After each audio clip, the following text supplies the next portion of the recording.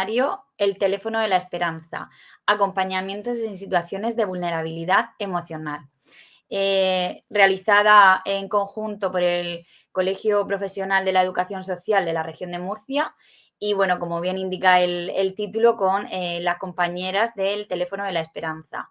Esta tarde tenemos aquí a Lola Martínez, responsable de coordinación y gestión de proyectos.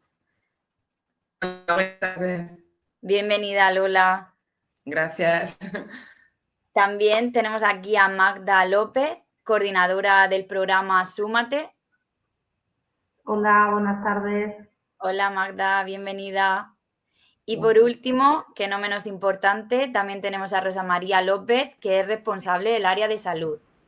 Hola, buenas tardes. Hola, Rosa, ¿qué tal? Bueno, pues chicas, todo vuestro.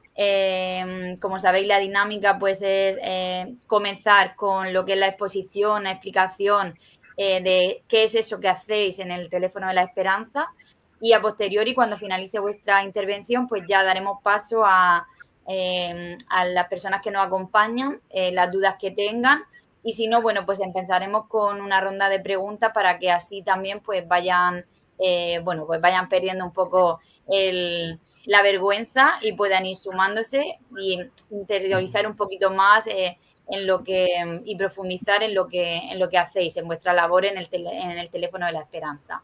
Todo vuestro. Gracias, Laura.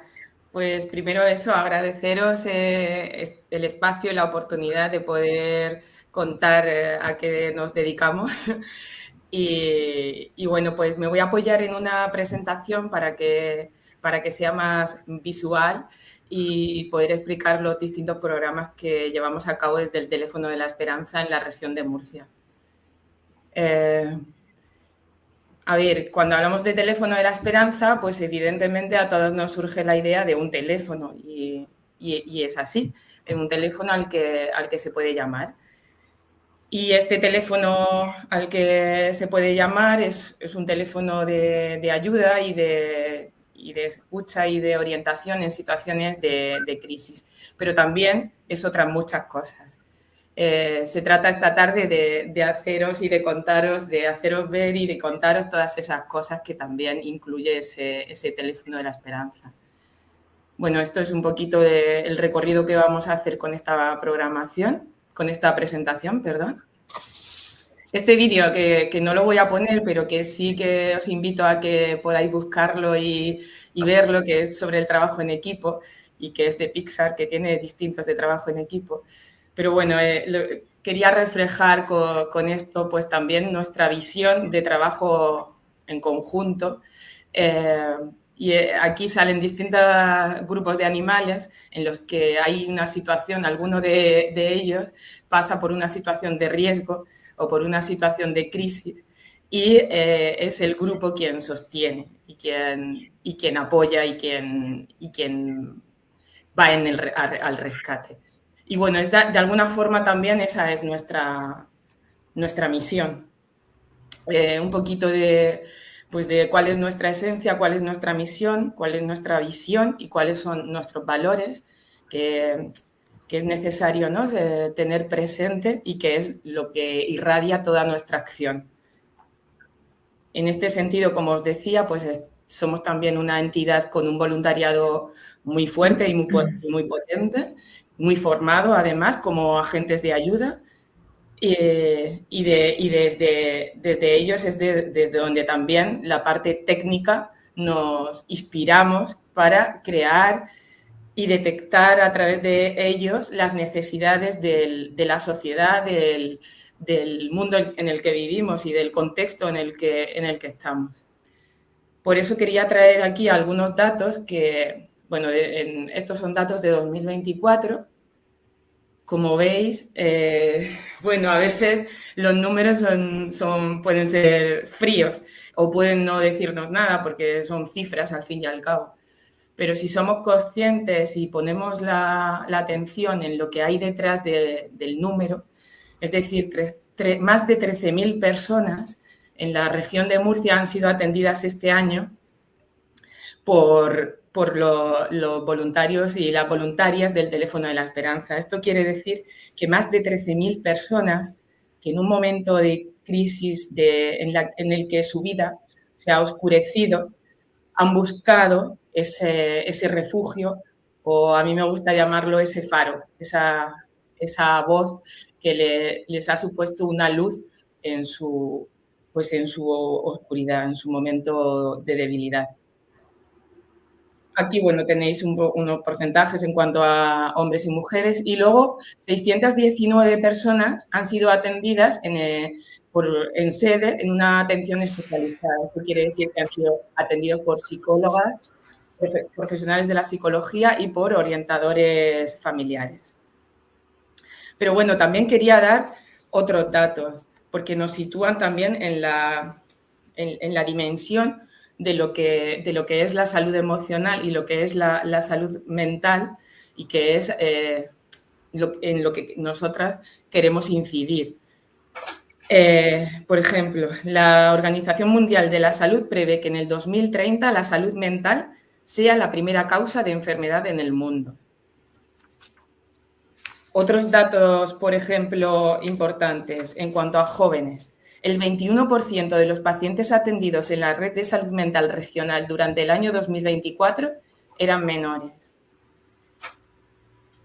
Nosotros, en el teléfono de la Esperanza, hemos atendido a 168 menores que han solicitado ayuda a través del servicio de orientación telefónica.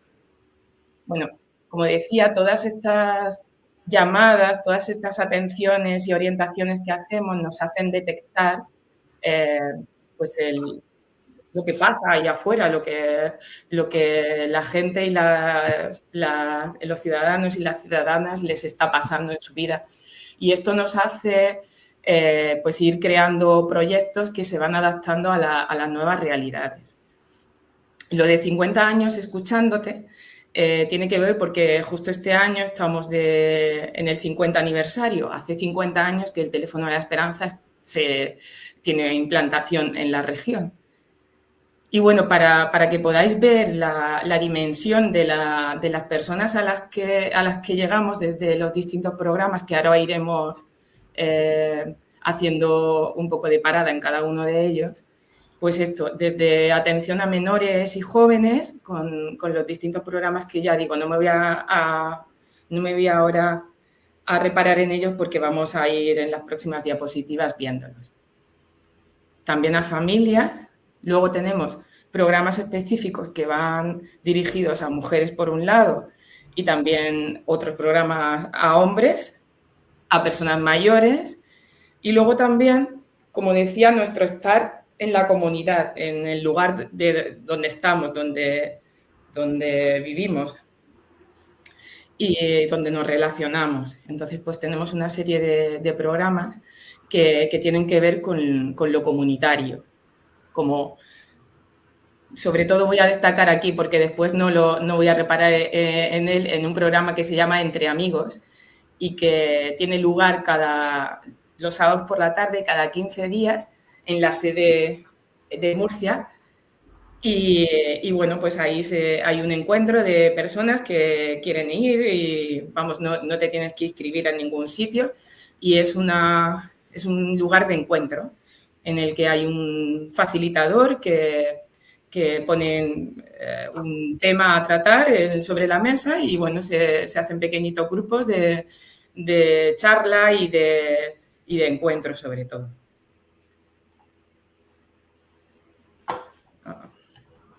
Voy a pasar aquí. Bueno, y ahora por ir concretando y para que podáis ver los distintos programas que llevamos, y que, como decía, también las llamadas es lo que nos hace detectar la necesidad e ir formulando pues todas estas propuestas. Pues el programa SEMUC, que es un programa integral de salud emocional para mujeres en riesgo de vulnerabilidad. Me gustaría también hablar de aquí como, porque vamos a ver que todos los programas tienen una parte que tienen que ver, evidentemente, con la promoción de la salud mental y emocional. Y también hay una parte de los programas que tienen que ver con la vulnerabilidad social de las personas. Y es que si nos vamos a lo que la Organización Mundial de la Salud dice, que es la salud mental, la describe como un estado de bienestar mental que permite a las personas hacer frente a los momentos de estrés de la vida, desarrollar todas sus habilidades, poder aprender y trabajar adecuadamente y contribuir a la mejora de su comunidad. La salud mental es, además, un derecho humano fundamental y un elemento esencial para el desarrollo personal, comunitario y socioeconómico. Hay muchos estudios y hay ya bastantes evidencias en el que si relacionamos el AROPE, que como sabemos es un indicador que mide el riesgo de pobreza y la exclusión social, con la salud mental y el contexto familiar en el que se muestra, en el que se desarrollan las familias y las personas, se muestra que el riesgo de pobreza y de exclusión social se relaciona con más problemas de salud, tanto internos como ansiedad, depresión o problemas somáticos, como externos con problemas de conducta u otros, y también en menores. Es decir, la pobreza y la exclusión social es un factor de riesgo para la salud mental. Por eso creemos necesario incidir y trabajar sobre los factores de protección, como son el sistema de protección social, como es la red comunitaria, como es el acompañamiento social y psicosocial. Por ello, todos estos programas que, como decía, vamos a presentar, entre ellos el SEMUC. Este programa se desarrolla en 4 bloques, bueno, aquí 3, pero son 4, de 5 sesiones cada uno, que podéis ver ahí lo que vamos trabajando en ellos. Tenemos otro programa que es de promoción de la salud emocional de las familias inquilinas de las viviendas sociales. Este programa surgió en 2020, cuando la pandemia, a través de la colaboración con el Servicio de Vivienda del Ayuntamiento de Murcia, para poder hacer un seguimiento y una atención a personas que viven en las viviendas sociales y que pues estaban aisladas, con una situación de agobio y de soledad, pues más acuciante aún que de normal por la situación. Y bueno, pues ha ido evolucionando y ahora formamos parte de una red con otras entidades en las que trabajamos pues, el desarrollo comunitario en estos 4 barrios. Desde nuestra parte, pues siempre sumamos talleres que tienen que ver con la salud emocional y el bienestar de las familias y de las personas, vamos. Otro programa que estamos desarrollando es el programa Súmate, también en colaboración con el Ayuntamiento de Murcia. Es un programa de promoción integral de la salud mental de jóvenes, padres, madres y docentes. En un primer momento estaba destinado sobre todo, y lo sigue estando, pero ahora tiene otra vertiente, está destinado y lo llevamos a cabo en centros educativos. Como decimos, hay talleres que están dirigidos a jóvenes, como aquí podemos ver estos 4. Sé tú mismo, que es un programa más, es un taller más largo de 14 sesiones en el que se trabaja más profundamente con los menores, la relación con ellos mismos, con los demás, con la familia, con el entorno, la autoestima y cómo establecer relaciones sanas. Luego, con las familias, que se trabajan estos 3 talleres que podéis ver en pantalla: gestión de conflictos, el ayuda a tus hijos a crecer y la autoestima. Y luego, pues estos 3 con docentes, ¿vale?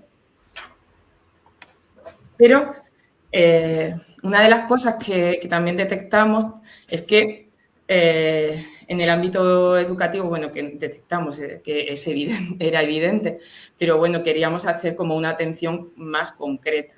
Y es que tanto en el ámbito educativo como en los barrios en los que trabajamos y como otras personas que han venido a sede y que han participado en grupos, pues como decía, tienen o viven en contextos sociales más vulnerables más en riesgo de exclusión y se necesita una atención también más concreta.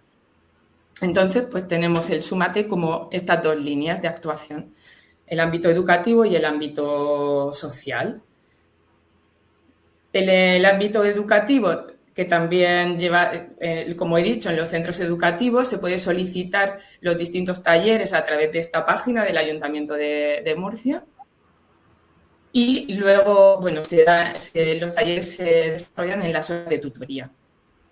Y luego, en el ámbito social, hay talleres que se desarrollan en la sede, son con grupos más reducidos. Y también lo solicitan tanto desde organizaciones sociales que, bueno, pues no tienen este tipo de programas y quieren complementar su acción, como también desde servicios sociales. Ahora estamos desarrollando, junto con uno de los equipos especializados de servicios sociales del ayuntamiento, un taller para padres y madres de acompañamiento a sus hijos y a sus hijas a crecer. Y bueno, pues estas serían digamos, las dos líneas de actuación del programa Súmate.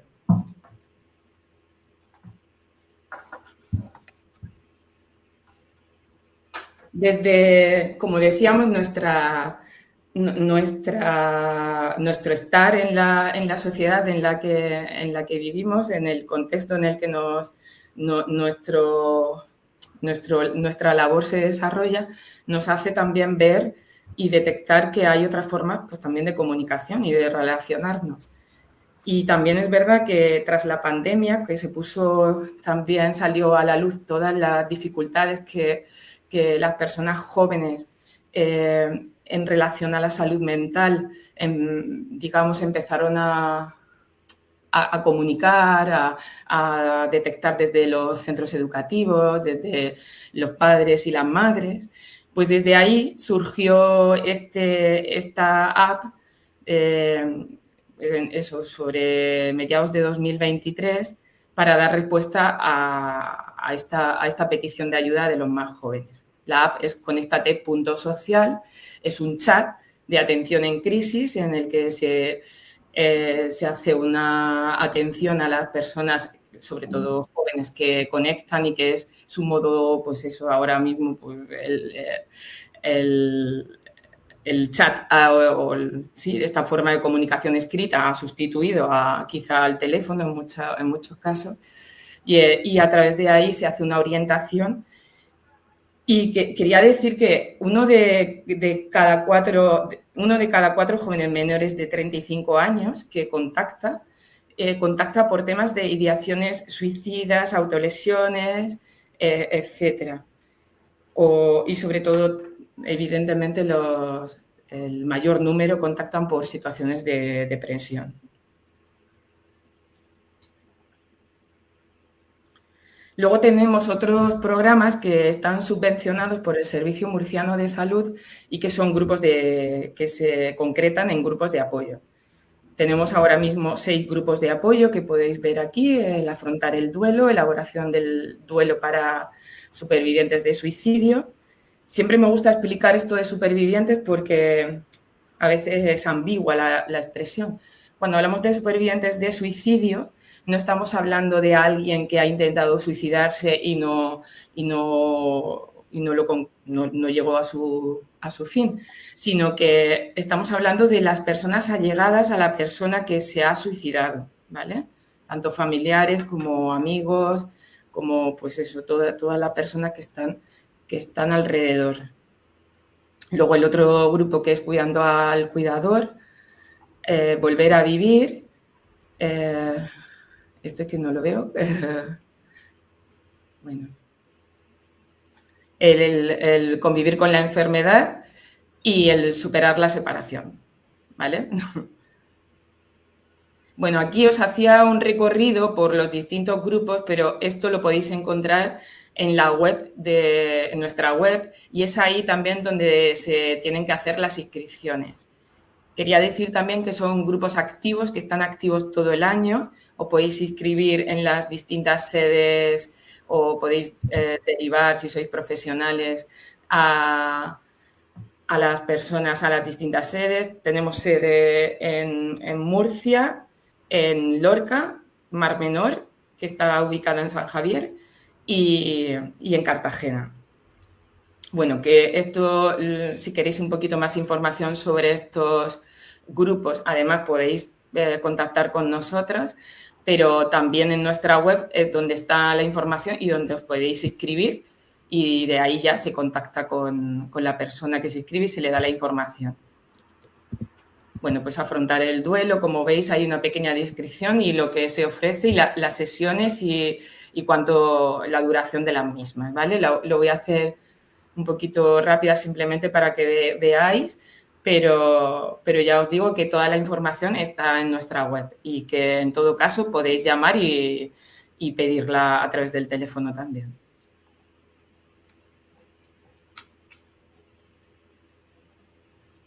Bueno, hago un pequeño recorrido. Este tendría más que ver con la depresión, convivir con la enfermedad.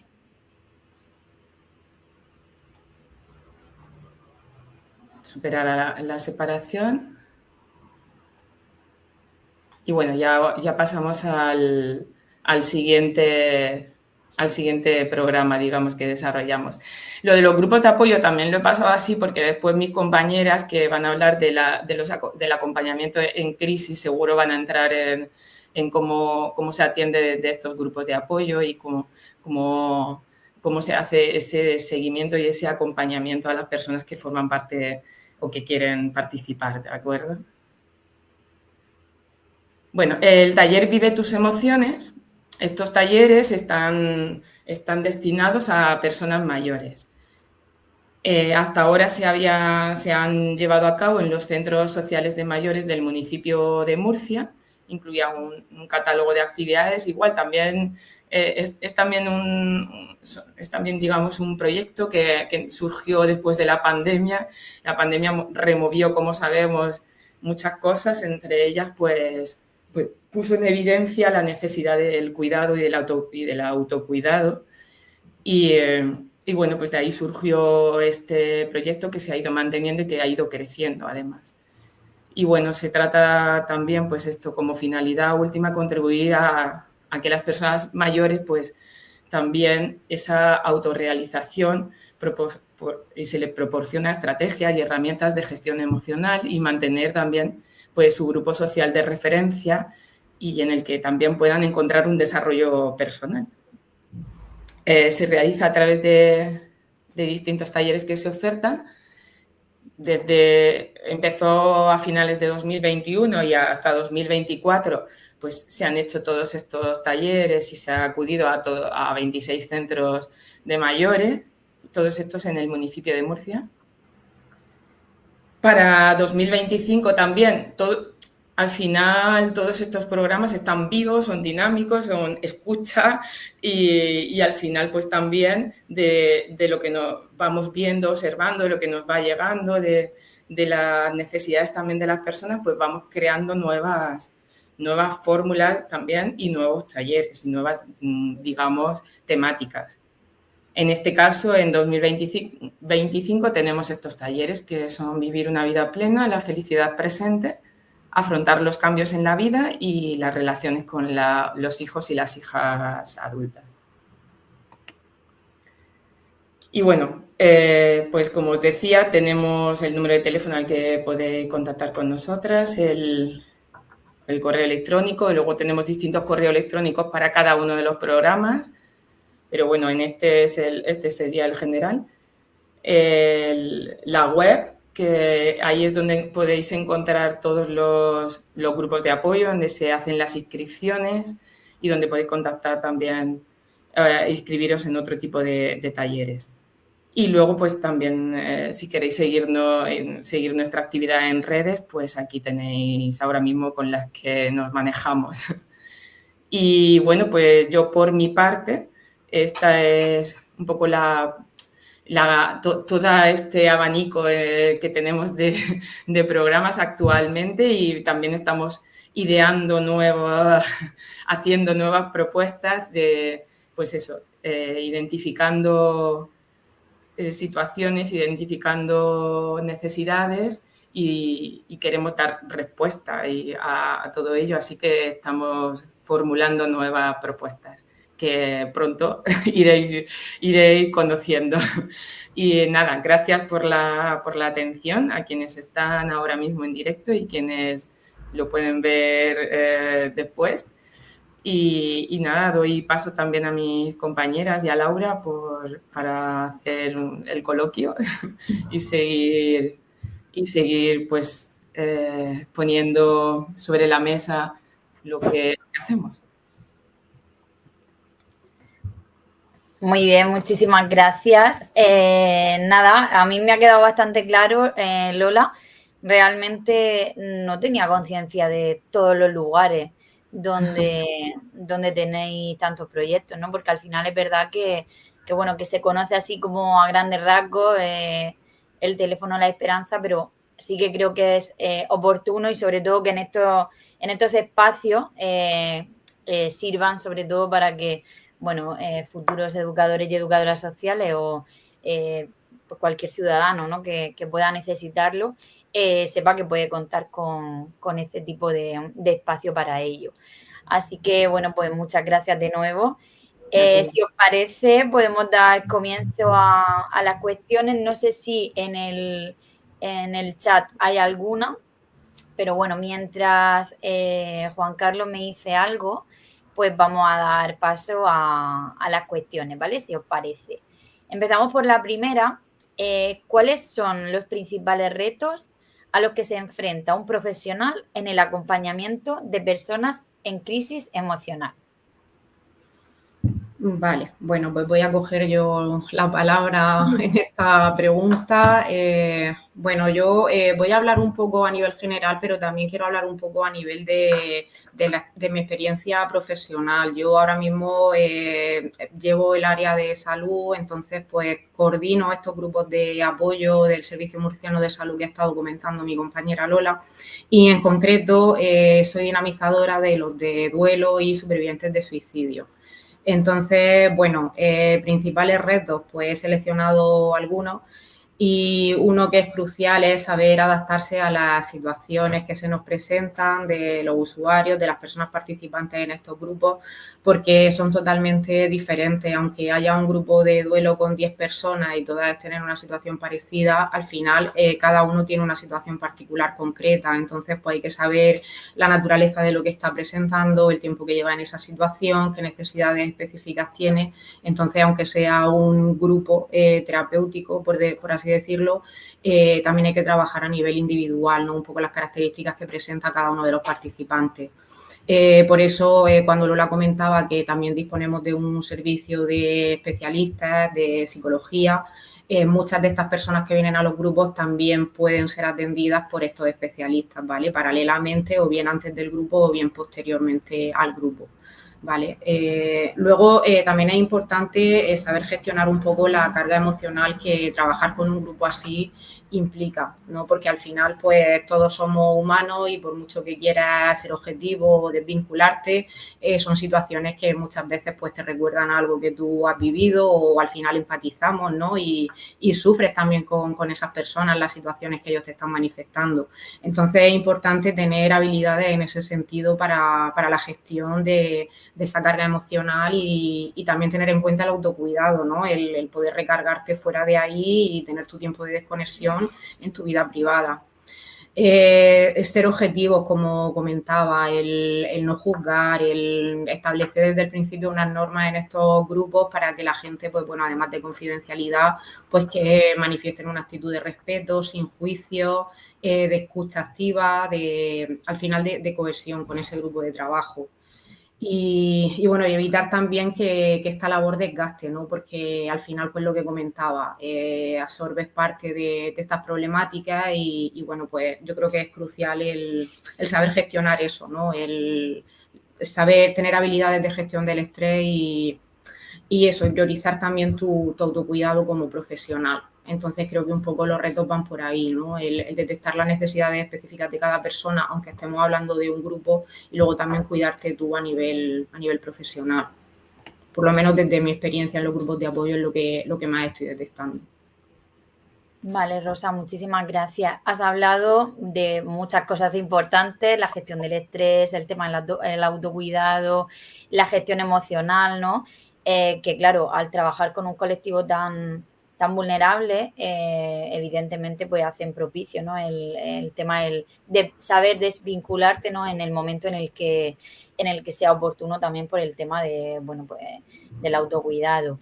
Además de todo esto, de las que ha ido citando y hablando anteriormente, la cuestión anterior, ¿qué herramientas y estrategias pensáis que pueden utilizarse para generar un espacio, pues, como has dicho, ¿no? de confianza y un espacio seguro para esas personas que están viviendo en un determinado momento una situación de crisis? Ujú.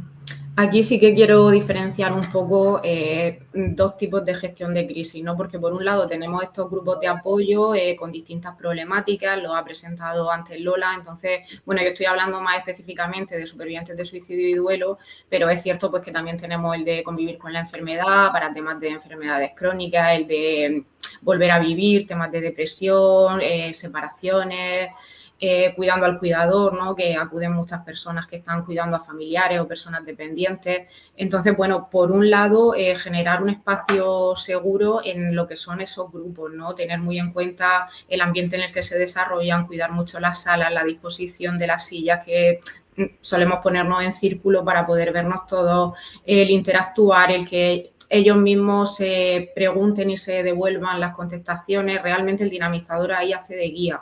El trabajo es del grupo. Entonces, bueno, un poco distinguir ese tipo de intervención de lo que son intervenciones en otro tipo de crisis, como pueden ser, pues, no sé, la dana que hubo hace poco, el terremoto de Lorca, que fue una de las últimas intervenciones que tuvo el teléfono, porque realmente son situaciones diferentes, ¿no? Cuando hay que hacer una intervención puntual, como pudo ser lo del terremoto de Lorca, pues es cierto que hay que atender a las víctimas, pero también atender al equipo de profesionales, ¿no? Gestionar un plan, dar comunicación a las víctimas, que sepan en todo momento qué está pasando, una comunicación clara, sincera, que no se les escondan cosas, saber mantener la calma, saber mantener el control, poder formar un equipo de trabajo que gestione esa crisis en el que haya unos roles determinados.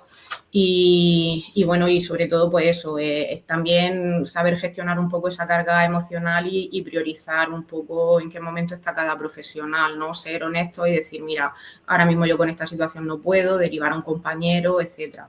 ¿Vale? Eso sería, por un lado, el tipo de intervención más en crisis puntuales.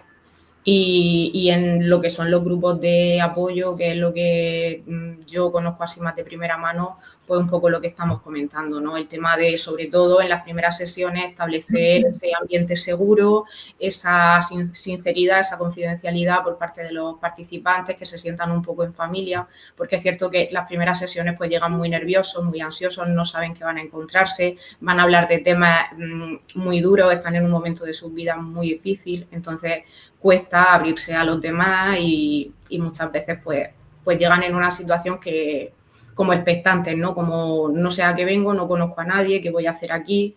Algunos cuando ven que hay que hablar pues se asustan un poquillo, entonces sobre todo eso, ¿no? Transmitir esa seguridad, esa calma y que se sientan cómodos y seguros. Vale, has hablado como de dos escenarios distintos, ¿no? De dos tipos de crisis has hecho mención, pero ¿de qué forma esas estrategias, ya no solamente por tipo de crisis, como muy bien has diferenciado, cómo se pueden adaptar estas estrategias o estas herramientas de intervención? Diferenciándolo por colectivo, pues si trabajáis con menores, que habéis dicho que antes me ha llamado muchísimo la atención de la cifra, ¿no? de menores con las que al final podéis trabajar o con las que habéis estado trabajando en este pasado año, adolescentes, personas mayores. ¿De qué manera se pueden adaptar todas esas estrategias? Pues según con quién intervengamos. Vale, Bueno, bueno, sí, aquí que hable Magda porque es la que lleva el programa Súmate, que está con adolescentes, entonces ella sí que te puede dar una perspectiva más acertada, ¿no? de la intervención con menores en este caso. sí, bueno, desde esta perspectiva, trabajar con jóvenes, pues siempre conlleva alguna adaptación cuando queremos, pues, llevar a cabo algún tipo de trabajo o grupo. En primer lugar, lo primero que tiene que haber es un enfoque muy participativo. Los jóvenes, siempre que participan, pues se implican más. Tienen que tener esa sensación de que son ellos los que realmente son los agentes del cambio, de su propio cambio. Entonces, desde nuestros talleres en centros educativos, fomentamos mucho la participación, pues con diversas dinámicas. Cada uno de nuestros talleres, cada una de las sesiones que llevamos a cabo, pues lleva una serie de dinámicas muy participativas. Al mismo tiempo, les devolvemos siempre, les hacemos una devolución, les ponemos una serie de ejercicios, de actividades y luego pues les hacemos una devolución de cómo va su proceso. Y esto, pues la verdad que ayuda mucho a que ellos se sientan parte de este cambio, como digo. Por otro lado, como estrategia también de intervención, pues sobre todo utilizar un lenguaje muy sencillo, muy coloquial.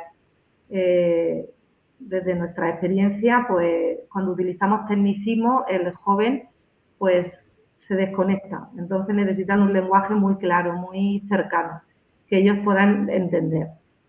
Por supuesto, una metodología lúdica, pues que haya muchísimas dinámicas, muchos juegos, vídeos, presentaciones, todo esto pues también hace que el joven se interese más, que los jóvenes se interesen pues mucho más en nuestros talleres y en lo que realmente le queremos transmitir. También generar un entorno seguro cuando entramos a una clase donde ellos ya son un grupo, pero es cierto que los temas que tratamos son muy psicológicos, entonces pues ya al principio de cada sesión dejamos claras pues una serie de normas, sobre todo de confidencialidad, de respeto, privacidad, y esto también pues les genera un entorno seguro pues para poder trabajar. Ante todo, flexibilidad y paciencia. Son jóvenes y bueno, cada joven tiene su proceso, cada uno de ellos son distintos, no podemos tampoco hacer algo muy general, a veces tenemos que hacer alguna adaptación dependiendo de la clase en la que estemos. Y bueno, por supuesto, trabajar en red. Siempre nos vamos a apoyar de los diferentes agentes que están ahí también interviniendo con ellos, tutores, orientadores, padres, madres. Y, bueno, conectando siempre con sus fortalezas, con la potencialidad que tiene el joven, con su fortaleza, pues para trabajar siempre desde la seguridad, desde la autoestima, pues siempre será mucho más fácil este trabajo si conectamos con esas fortalezas que cada uno de ellos tiene.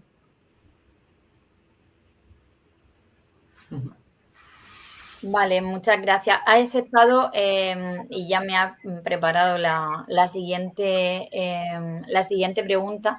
Has hablado de todo lo que tiene que ver con el trabajo en red, en este caso con las familias, ¿no? Con el departamento de orientación. ¿Cuál es la importancia que tiene ese trabajo en red y la coordinación con otros profesionales, ya no solamente dentro de lo que es el teléfono de la esperanza, sino fuera, en todas estas situaciones de vulnerabilidad emocional?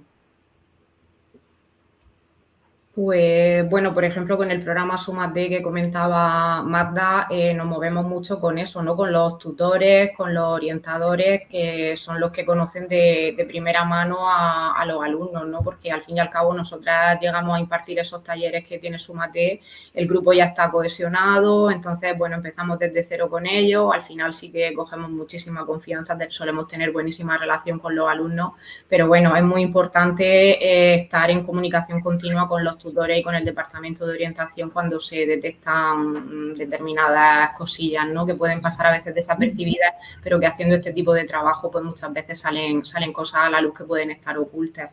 Y luego respecto al resto de programas estamos cada vez haciendo más conexión, ¿no?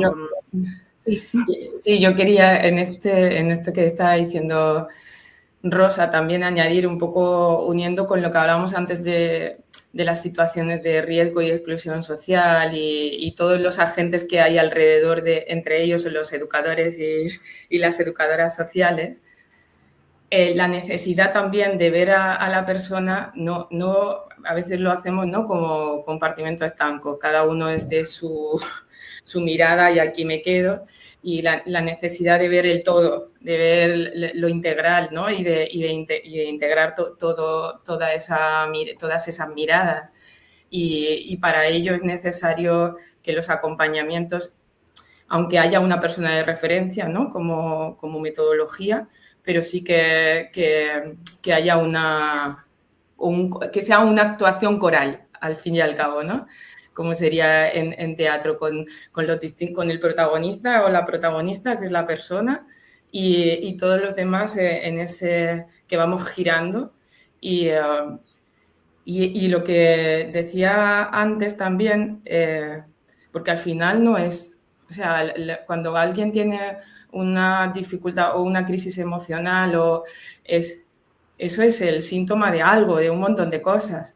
Muchas de las llamadas que recibimos en el teléfono tienen que ver con una situación de no tener vivienda, de estar hipotecada, la hipoteca y tener un riesgo de desahucio. O tienen que ver con haberse visto desempleado y ya no ve futuro.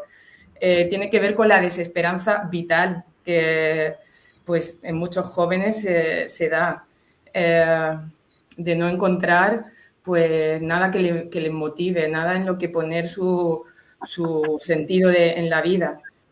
Tiene que ver con relaciones familiares y personales, es decir, es multifactorial. Con lo cual, para atender a toda esa multifactorialidad se necesitan los distintos agentes y con una coordinación y un trabajo conjunto, siempre con la persona en el centro. Bueno, no sé si queréis añadir algo más.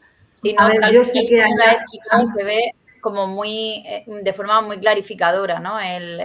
La persona, pues como bien nos has dicho, protagonista y todos los demás agentes, pero al final cada uno es especialista en una mirada, pero todas esas, la suma de todas ellas no es lo que hace que, bueno, el poder actuar de forma eficaz.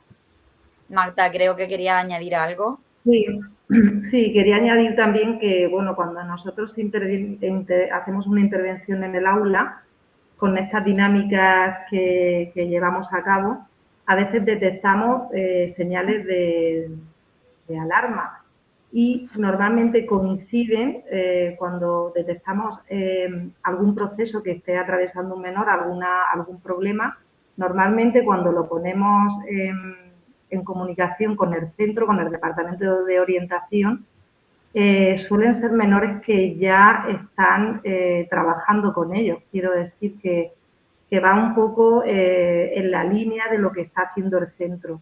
Nosotros reforzamos también esa intervención y además también a veces derivamos también. Nosotros tenemos también nuestro servicio de atención psicológica que también nos ayuda a poder atender a esos menores en caso de que detectemos alguna señal y como dice mi compañera, siempre se trabaja en red y siempre pues todo coordinado, por supuesto, desde el centro y desde nuestra intervención. Y al hilo de lo que decías, Magda, de las intervenciones que hacéis en grupo en los centros educativos, también habéis explicado anteriormente a nivel comunitario, ¿cómo gestionáis esas situaciones de crisis que pueden darse en un entorno, en grupo, ¿no? Una crisis emocional en grupo, tanto a nivel escolar, educativo como comunitario. ¿Cómo gestionáis esas situaciones? Bueno, las situaciones que generan que están en crisis, pues normalmente lo que hacemos es, sobre todo, ofrecerle al menor un entorno seguro, donde él pueda también poder expresar de forma tranquila, segura, qué es lo que está sucediendo. ponerlo en conocimiento pues del Departamento de Orientación y generarle pues ese espacio donde él pueda contar qué sucede y ofrecerle una atención psicológica más especializada en caso de que sea necesario.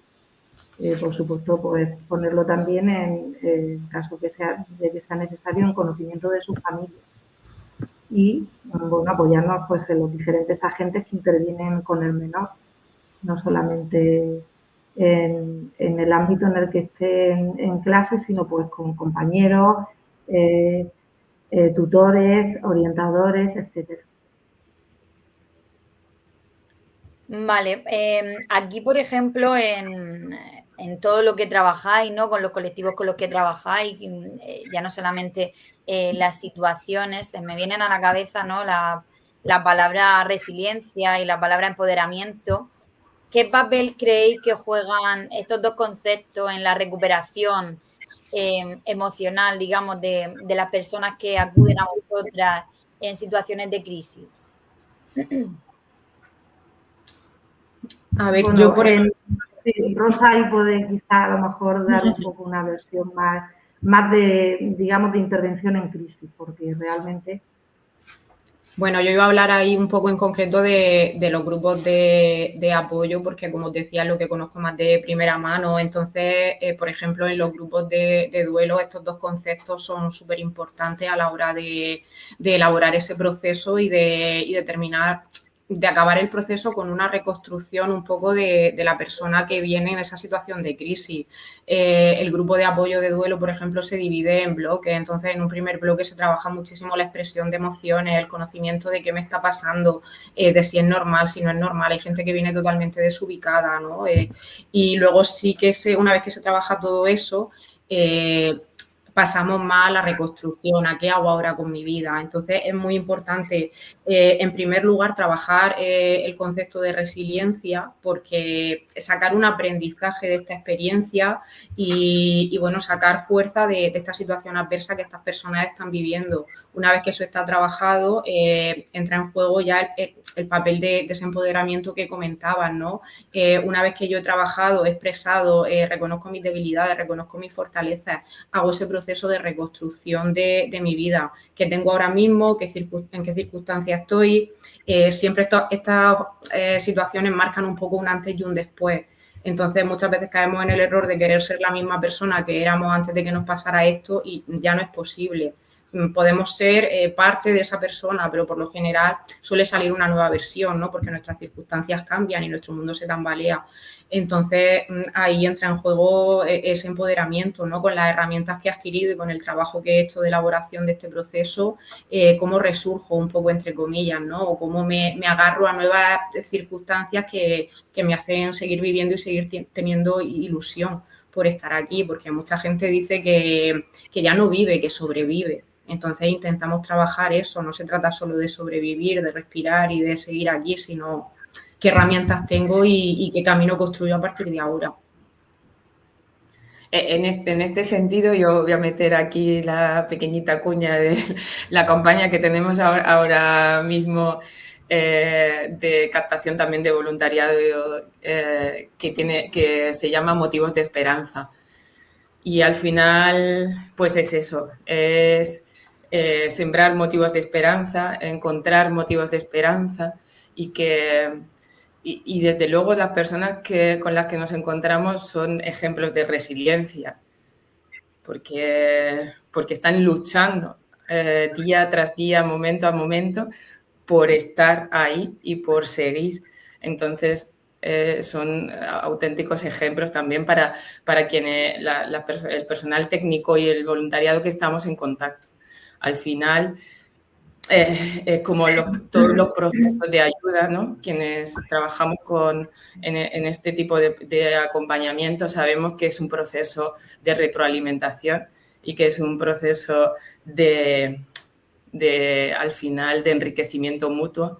Y vamos, yo por mi experiencia de trabajo en acompañamiento, desde luego he aprendido muchísimo de todas las personas a las que he acompañado y de su poder de resiliencia absoluto, vamos. Y así que nada, eso que quería decir que se trata de sembrar entre todas motivos de esperanza.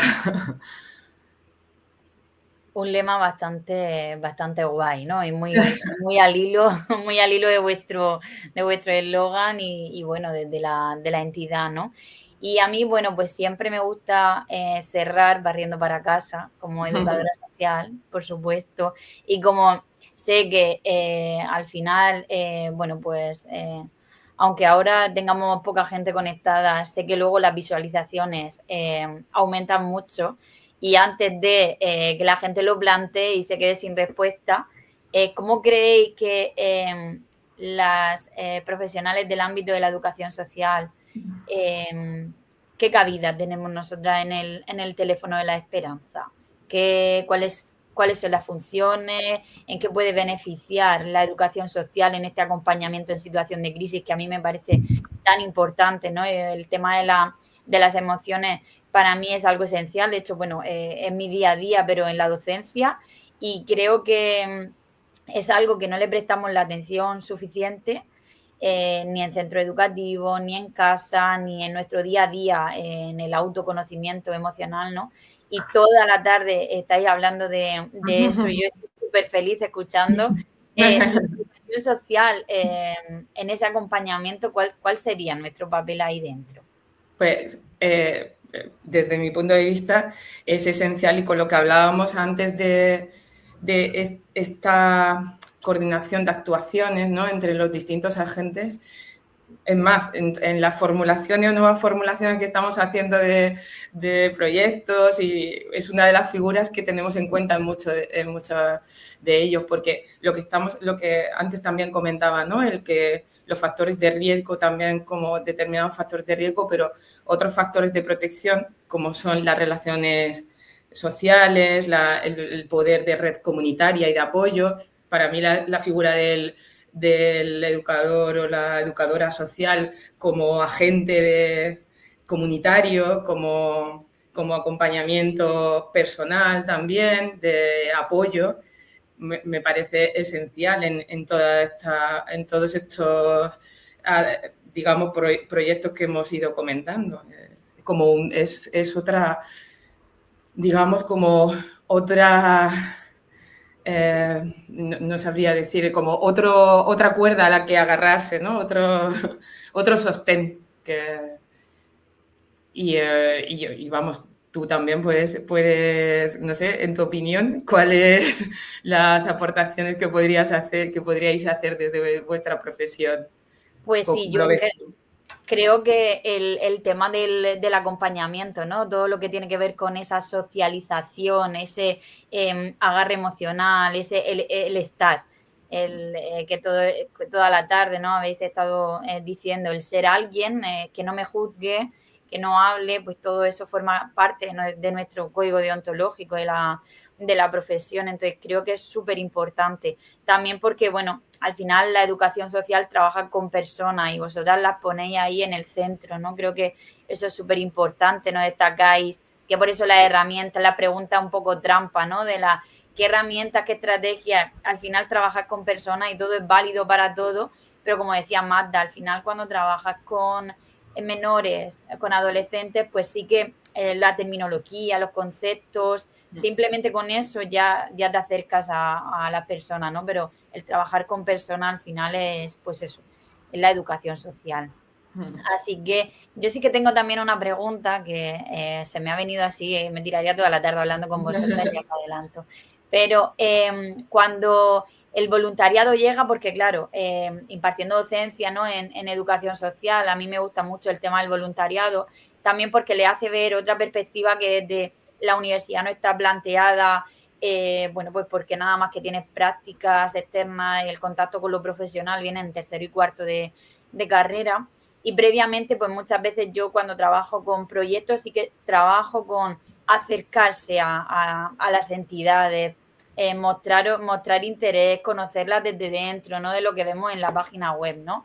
El tema del voluntariado en situaciones como con las que vosotras trabajáis, hay formación continuada, que ofertáis, ¿no? Imagino el tema de todo el autocuidado, porque claro, al final con situaciones tan, pues tan vulnerables y bueno, tan, pues eso, tan, no sé cómo explicarlo, pero sí que están delicadas, ¿no? A la hora de intervenir con estas personas. ¿Cuáles son las formaciones o en qué tipo de formaciones hacéis más hincapié cuando, sobre todo con el voluntariado, ¿no? Con quien os echa una mano, que tan importante habéis dicho al principio que era en la entidad? Pues nuestro voluntariado creo que debe ser del más formado del mundo mundial, vamos. Aparte de que también hay un proceso de trabajo interno y desarrollo personal, ¿vale? Que siempre se ofrece al voluntario y que de alguna forma es la vía de entrada. Luego hay seminarios concretos y sobre todo se trabaja la relación de ayuda, la escucha, que son las bases de las herramientas con las que trabajamos y nuestros pilares, digamos, de actuación. Y bueno, esto es muy fácil decirlo, lo de la relación de ayuda, pero el proceso de relación de ayuda es complicado. También lleva un trabajo personal muy fuerte. Por eso sí que hay un plan de formación del voluntariado, además continuo, mensual, semanal, depende si está dentro de los grupos, hay orientadores, dinamizadores, hay distintas, digamos, parcelas en las que se puede ser voluntario, ¿no? Y dependiendo de cada una, pues tiene su plan formativo y una parte común. Genial. No sé si mis compañeras quieren añadir algo. Iba a decir, ha quedado clarísimo. Vale, pues entonces ya está. Es que con situaciones tan, pues eso, tan vulnerables, ¿no? Imagino que la formación es algo súper importante también para que ese acompañamiento pues sea, además de tu titulación base, que siempre es positiva, y la forma de acompañamiento que cada profesional tenga ya de por sí, pero todas esas formaciones creo que es clave a la hora del saber estar, el escuchar, ¿no? Que muchas veces no, pues eso, vamos tan rápido en nuestro día a día que se nos olvida el cómo hacer esa escucha activa. El aprender a escuchar, que es lo que decía, que parece fácil porque se supone que todos escuchamos, pues no, ese es el aprendizaje. Muy bien, y además, bueno, eso también conlleva, ¿no? Que luego ese aprendizaje profesional y formativo que hacéis en la entidad también, bueno, pues es algo que sirve para el autocuidado del que hablábamos antes, ¿no? Y la gestión emocional propia de la persona, ya no solamente, bueno, pues lo que hablabais también, ¿no? Esa reciprocidad entre la persona. Al final, casi siempre, bueno, yo también en otras épocas de mi vida que he sido voluntaria, al final el voluntariado tiene una parte de enriquecimiento personal grandísima, es enorme lo que tú recibes.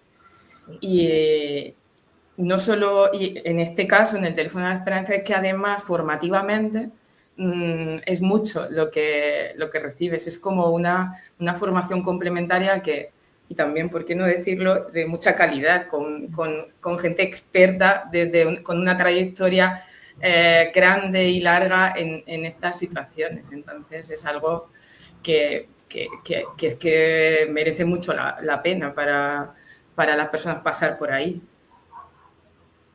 Muy bien, pues nada, muchísimas gracias por vuestra intervención, por vuestro tiempo. Esperamos que, bueno, si empezáis a contar con educadores sociales, ahí estén. Y también, bueno, pues el voluntariado, ¿no? Que tan importante es, pues bueno, nosotros desde el colegio todo esto lo compartiremos para que también llegue a cuanta más gente mejor, y que también es, bueno, pues daros voz a otro colectivo como es la educación social. Y yo por mi parte no tengo más nada que deciros. No sé si tenéis algo que queráis aportar, algo que queráis decir antes de finalizar con el webinario. Pues nada, agradeceros el espacio y bueno, en esta presentación que tenía antes, la frase final era que si caminas solo irás más rápido, pero si vas acompañado llegas más lejos y al final pues es eso. Yo creo que si vamos todas, cada uno con lo nuestro, pero nos acompañamos en este camino, también vamos a llegar nosotros y también a las personas, con las personas a las que acompañamos. Genial. Bueno, pues muchísimas gracias, Magda, Rosa María, Lola, por estar esta tarde aquí con nosotras y nosotros. Y esperamos que no sea la última vez que nos encontramos por aquí. Y bueno, pues desde el Colegio Profesional de la Educación Social de la región de Murcia, os damos las gracias por la participación. Y a todas las personas que nos estáis viendo y que nos veréis a posteriori, pues muchísimas gracias también. A vosotros. A vosotros. Nosotros, gracias.